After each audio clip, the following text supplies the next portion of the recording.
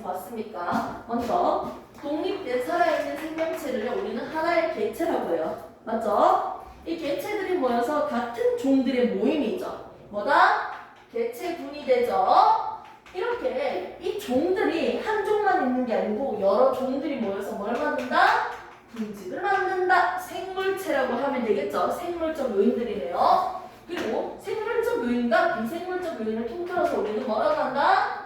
생태계라고 합니다. 여러 생태계가 있었습니다. 오늘 봤던 건 뭐다? 군집에 대해서 봤네요. 됐습니까? 군집에 대해서 봤는데 이 군집에 대해서 우리가 조사를 해볼 때요. 먼저 우리가 처음에 봤던 거는요. 군집의 구성 요소를 먼저 보도록 합시다. 생물적 요인이라고 했잖아요. 여러 종이잖아요. 여러 종. 결국 뭐다? 생산자. 체크하세요. 지금 외우세요. 지금 앞에 보면서 여러분들이 눈으로 대답하고요. 입으로 대답하면 더 좋고요. 소비자. 그리고 누굽니까? 분해자. 이걸 군집이라고 합니다. 나랑 지금 외웠는지 체크해보자 같이. 됐습니까? 자, 이때 이 여러 가지 생물적 요인은 서로 영향을 주고받는 상호작용하는 과정이죠. 근데 생태계에서 단순한 구조로 되어 있습니다. 이런 생태계는 되게 불안정하네요. 하지만 좀 더 어떻게 복잡하게 되어 있는 생태계는요. 서로 어떻게? 마치 그물 모양처럼 되게 복잡하죠. 이거 우리는 뭐는 먹이 사슬 구조, 얘는 먹이 그물 구조라고 했습니다. 됐습니까? 당연히 먹이 그물 구조일 때 좀 더 안정하다고 설명을 했었고요. 이때 여기에서 생태적 지위까지 한번 봅시다. 먼저 두 가지 지위가 있는데 첫 번째 나온 지위는 뭐였습니까? 먹이 지위였죠. 두 번째는요, 공간 지위였어요. 먹고 먹히는 위치에서 내가 어느 위치에 있는가, 이게 뭐다? 먹이 지위였어요. 그리고 차지하고 있는 공간이죠. 서식하는 공간. 이걸 우리는 공간 지위라고 했고, 얘들 두 개를 모두 더해서 이걸 우리는 생태적 지위라고 했습니다. 됐습니까?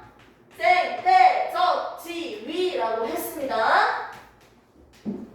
생명체들이 살아가고 있는 그 지위에 대해서 이렇게 설명을 했고요. 우리는 지금 군집의 구성에 대해서 보고 있습니다. 오케이? 그 안에서도 군집 안에는 종들에 대해서 어떻게? 먹이 지위, 공간 지위라는 게 존재하고요. 각각의 생태적 지위들이 결정이 되겠네요. 그리고 이제 군집의 구조에 대해서 좀 더 보도록 할게요. 그 군집에 여러 생명체들이 존재하고 있는 여러 종들이 존재하는 이 군집에서 네 가지로 한번 분류해볼게요. 첫 번째 나오는 게 무슨 종이다? 종이죠. 맞습니까? 발음도 없고 재미도 없고 우점종입니다. 됐죠? 우점종은 결국 뭐다? 그 지표를 대표하는 종이었어요. 대표하는 종인데 보통 우리가 어떤 아이들을 우점종으로 썼습니까? 뭐가 많다? 그렇죠. 개체수가 많거나 또는 뭐가? 차지하고 있는 공간이 많을 때. 맞죠? 우리는 보통 무성종이라고 얘기를 했습니다. 와, 4번, 8번이 다 늘렸네. 여기 존나 많아. 미안해요. 엄청 많네요. 이게 우성종이네요. 됐습니까? 두 번째 보겠습니다. 무슨 종이 나왔어요? 핵심종이 나왔죠. 말만 들어도 핵심적이네. 이 말은 핵심적이네요. 왜 핵심적일까요? 군집을 어떻게 유지할 수 있는 역할을 하겠죠. 맞지? 군집, 유지. 됐습니까?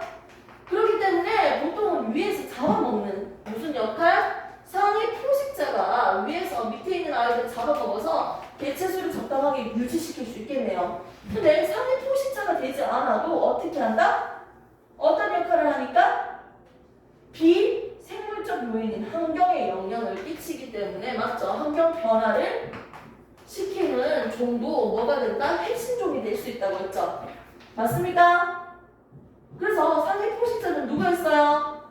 대표적인 게 해달이었고요. 맞죠? 해달은 누구를 먹었어요? 성게를 먹었고요. 생게는 뭐다? 해조류를 잡아먹었죠. 오케이?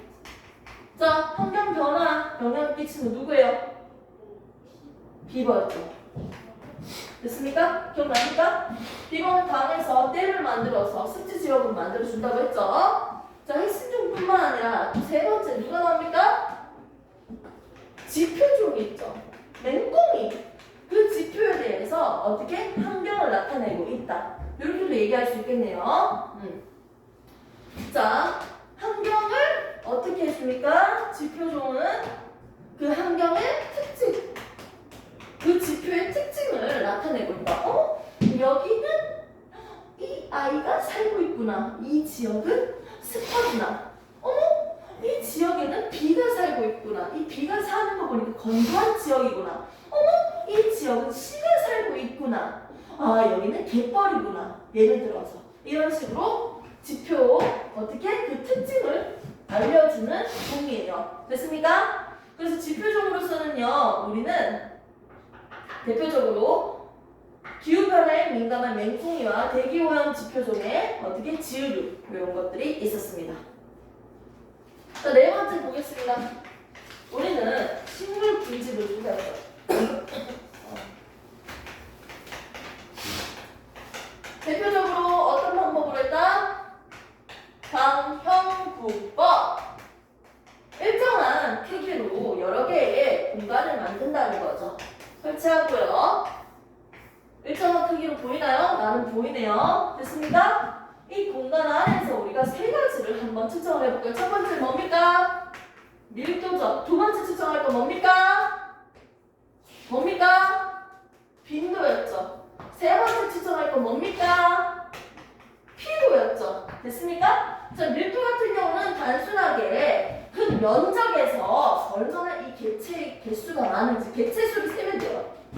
하나, 둘, 셋, 넷, 다, 일곱, 여덟, 아홉, 열 이런 식으로 개체수를 세워주는 게 바로 밀도죠. 두 번째 빈도는 뭐다? 이 종, 특별한 이 특정 종이요. 여기도 출현했고 이 면적에도 출현했고 출현한 방형구의 수를 이렇게 세워줍니다. 이걸 우리는 뭐라고 한다? 빈도라고 했어요. 내가 조사한 전체 방형구 수 몇 개다? 16칸 중에서 몇 개가 출현했다? 하나, 둘, 셋, 넷, 다, 7칸에 출현했다.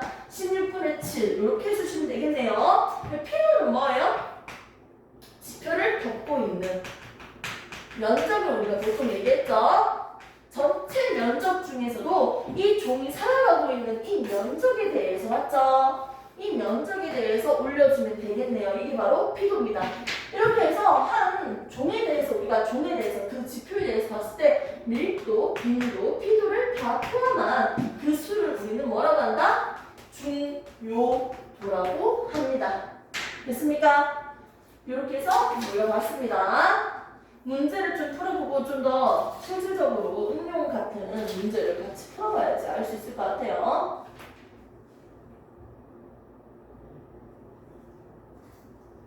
싫다.